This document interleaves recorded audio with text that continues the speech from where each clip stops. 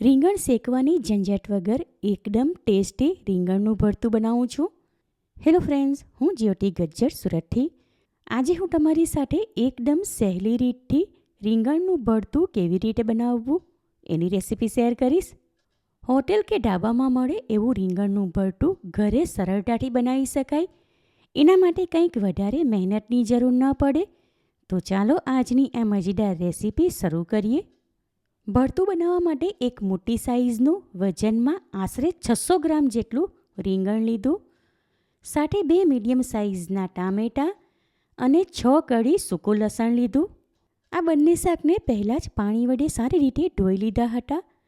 ટામેટાની ઉપરનો ડીચવાળો ભાગ કાપીને હટાવી દીધા બાદ એકના 2 ભાગ કરી લઉં છું. એ જ પ્રમાણે બીજા ટામેટાને પણ 2 ભાગમાં કાપી લઉં છું. રીંગણનો ઉપરનો ડીચવાળો ભાગ કાપીને હટાવી દીધા બાદ એક સરખા 4 ભાગમાં કાપી લઉં છું. તમે જોઈ શકો છો રીંગણ મોટી સાઇઝનું છે, છતાં અંદરથી એકદમ કૂણું અને બી વગરનું છે. ભરતું બનાવવા માટે બને ત્યાં સુધી આવું જ રીંગણ લેવું. હવે બિલકુલ ટાઈમ વેસ્ટ કર્યા વગર રીંગણના દરેક ટુકડાને હાથમાં લઈને એની ઉપર સારી રીતે તેલ લગાવી દઉં છું. રીંગણના ટુકડાની આ બંને સાઈડ અને પાછળના ભાગે પણ હાથ વડે ઘસીને તેલ લગાવવું, એટલે આ બંને સાઈડનો કલર ન બદલાય અને ઉપરની સ્કિન સરળતાથી રિમૂવ કરી શકાય. બાકીના 2 પીસ ઉપર પણ તેલ લગાવી દઉં છું. રીંગણના 4 પીસ, ટામેટાં અને લસણની કળીઓ ઉપર પણ તેલ લગાવી દીધું. હવે આ બધું પ્રેશર કૂક કરું છું. એના માટે એક પ્રેશર કુકર લઈને સ્ટવ ઉપર ગરમ કરવા મૂકી દીધું. ત્યાં ગેસ ફ્લેમ લો ટુ મીડિયમની વચ્ચે રાખીને કૂકરમાં 1 ટેબલસ્પૂન જેટલું તેલ લઉં છું. કૂકરના તળિયામાં તેલ સરખી રીતે ફેલાવી દીધું અને થોડું ધુઆંદાર ગરમ થયું. ત્યાર પછી એમાં રીંગણ, ટામેટાં અને લસણની કળી એ બધું જ ગોઠવીને મૂકી દઉં છું. હમણાં આમાં પાણી કે મસાલા એવું કશું જ નથી ઉમેરવાનું. 5 ચમચી જેટલું મીઠું હાથમાં લઈને રીંગણ અને ટામેટાની ઉપર સ્પ્રિંકલ કરું છું. મીઠું નાખવાથી ટામેટાં અને રીંગણમાં જે પાણીનો ભાગ હોય એ બહાર આવશે, એટલે એના વડે જ એ રંધાઈને નરમ થઈ જશે. હવે પ્રેશર કુકર ઉપર ઢાંકણ લગાવી દઉં છું. કુકર હમણાં સારી રીતે ગરમ છે, માટે 3 થી 4 મિનિટ માટે ગેસ ફ્લેમ લો તરફ રાખું છું, એટલે શાકમાંનું પાણી બહાર આવી જાય. ત્યાર પછી મીડિયમ તરફ કરીને એમાં 2 વિસલ આવે એટલે ગેસ ફ્લેમ ઓફ કરી દઈશું. રીંગણ અને ટામેટાં પ્રેશર કૂક થયા ત્યાં સુધીમાં બાકીની તૈયારી પણ કરી લીધી. હવે કુકરનું ઢાંકણ ખોલું છું. તમે જોઈ શકો છો આ બંને શાક સારી રીતે ચરીને નરમ થઈ ગયા. રીંગણના પીસ જારી વડે ઉઠાવીને હમણાં એક ડીશમાં રાખું છું. ટામેટાની ઉપરની સ્કિન હટાવી દઉં છું અને હમણાં એને કુકરમાં જ રાખું છું. કુકરમાં જે પાણી દેખાય છે એ આ બંને શાકમાંથી છૂટું પડ્યું હતું એ છે, એને ફેંકવાનું નથી. રીંગણની ઉપરની સ્કિન ચપ્પુ વડે કાઢી લઈએ. એની ઉપર તેલ લગાવ્યું હતું, માટે આમ સરળતાથી એની સ્કિન હટાવી શકાય. આ પ્રમાણે બાકીના રીંગણના પીસ ઉપરથી પણ સ્કિન હટાવી દઉં છું. રીંગણ, ટામેટાં અને લસણની કળી એ બધું જ આ ડીશમાં સાથે લઈ લઉં છું. ત્યાર પછી એને ચપ્પુ વડે ઝીણું ચોપ કરી લઈએ. આ પ્રમાણે બધું ઝીણું ચોપ કરી લીધું.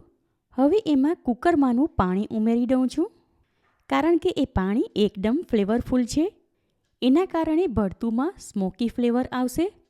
ભરતુંમાં નાખવા માટે 1 કપ ભરીને ઝીણા કાપેલા લીલા કાંદા અને 1/2 કપ ઝીણું કાપેલું લીલું લસણ લીધું. હવે આગળના સ્ટેપમાં ભરતું બનાવવા માટે એક ફ્રાયપેન લઈને સ્ટવ ઉપર ગરમ કરવા મૂકી દીધી. ત્યાં ગેસ ફ્લેમ લો ટુ મીડિયમની વચ્ચે રાખીને ફ્રાયપેનમાં 1 ટેબલસ્પૂન જેટલું તેલ અને 1 ટેબલસ્પૂન દેશી ઘી લઉં છું. ઘી પીગળે ત્યાર પછી ફ્રાયપેનમાં અડધી ટીસ્પૂન જીરું અને 1/2 ટીસ્પૂન હિંગ ઉમેરીને થોડી સેકન્ડ માટે સાંતળી લઈએ. ત્યાર પછી એમાં ઝીણા કાપેલા લીલા કાંદા ઉમેરીને મિક્સ કરી લઈએ. થોડીવાર માટે હલાવતા રહીને કાંદા સાંતળી લીધા. હવે એમાં અડધા ભાગનું ઝીણું કાપેલું લીલું લસણ ઉમેરું છું. થોડી સેકન્ડ પછી આમાં 1 ટીસ્પૂન આદુ મરચાંવાળો લીલો મસાલો, 1 ટીસ્પૂન ધાણા જીરું પાવડર, અડધી ટીસ્પૂન હળદર, અડધી ટીસ્પૂન તીખું લાલ મરચું અને અડધી ટીસ્પૂન કાશ્મીરી લાલ મરચું ઉમેરીને બધું સારી રીતે મિક્સ કરી લઈએ. રીંગણની તાસીર ગરમ હોય છે, માટે ભરતુંમાં તેલની સાથે દેશી ઘી ઉમેર્યું. લીલા કાંદા અને મસાલા થોડી સેકન્ડ માટે સાંતળી લીધા. હવે સ્વાદ પ્રમાણે આમાં અડધી ટીસ્પૂન જેટલું મીઠું ઉમેરું છું. રીંગણ અને ટામેટાં પ્રેશર કૂક કર્યા ત્યારે પણ એમાં મીઠું ઉમેર્યું હતું. પછીથી જરૂર હશે તો ભરતું ટેસ્ટ કરીને ઉમેરી દઈશું. હવે આમાં રીંગણ અને ટામેટાવાળું મિશ્રણ ઉમેરી દઉં છું. કન્ટિન્યુ હલાવીને બધું સારી રીતે મિક્સ કરી લીધું. તો હવે આ ટાઈમ પર આમાં અડધા સ્પૂન જેટલું દેશી ઘી ઉમેરું છું. હવે ગેસ ફ્લેમ લો તરફ કરીને ફ્રાય પેનને ઢાંકણ લગાવીને કવર કરું છું. થોડીવાર માટે ભરતું ઢાંકીને થવા દઉં છું, એટલે રીંગણ અને ટામેટામાં દરેક મસાલાના ફ્લેવર સારી રીતે આવી જાય. 2 મિનિટ જેવી થાય એટલે ફ્રાય પેન ઉપરથી ઢાંકણ હટાવીને એમાં હલાવી લઈએ. ભરતું તૈયાર છે, તો હવે આ ટાઈમ પર એકવાર ટેસ્ટ કરી લઉં છું. આમાં મીઠું મસાલા બધું જ પ્રમાણ બરાબર છે અને એકદમ ટેસ્ટી છે.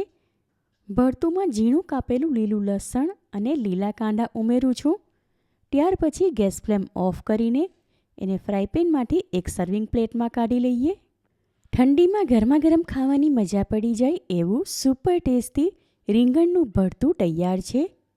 ભરતુંમાં ઝીણી કાપેલી કોથમીર નાખવાનું ભૂલાઈ ગયું હતું, એ પછીથી ઉમેરી દીધી. ભરતું સર્વિંગ પ્લેટમાં લઈને ઉપરથી ઝીણું કાપેલું લીલું લસણ અને લીલા કાંદા નાખું છું. જોટાની સાથે તરત જ ખાવાનું મન થઈ જાય એવું આ ભરતું રીંગણ શેક્યા વગર બનાવ્યું, છતાં એ એકદમ ટેસ્ટી અને ફ્લેવરફુલ બન્યું. ઠંડીની મોસમમાં બપોરના કે સાંજના ટાઈમ પર ખાવા માટે રીંગણનું ભરતું સાથે ગરમા ગરમ બાજરીના રોટલા, ગોળ, દેશી ઘી, કાંદા અને લસણની ચટણી હોય તો બીજી કોઈ આઈટમની જરૂર ન પડે. એકવાર આ રીતે તમે રીંગણનું ભરતું બનાવશો તો બીજી બધી રીત ભૂલી જશો અને ગેરંટી સાથે કહું, ઘરમાં નાના મોટા બધા જ વખાણ કરીને ખાશે. માટે આ રેસીપી તમે જરૂરથી ટ્રાય કરો. તમે મારી રેસીપી ક્યાંથી જુઓ છો અને કેવી લાગી એ કમેન્ટ કરીને જણાવો. પસંદ આવી હોય તો વિડીયોને લાઇક કરીને વધારેમાં વધારે શેર કરો. ચેનલ પર નવા હોવ તો સબસ્ક્રાઈબ કરીને બાજુમાં આપેલા બેલ આઇકન પર ક્લિક કરો, એટલે આવનાર દરેક નવી રેસીપીઓની જાણકારી તમને મળતી રહે. ફરી મળીશું એક નવી રેસીપી સાથે. Eat healthy and stay healthy.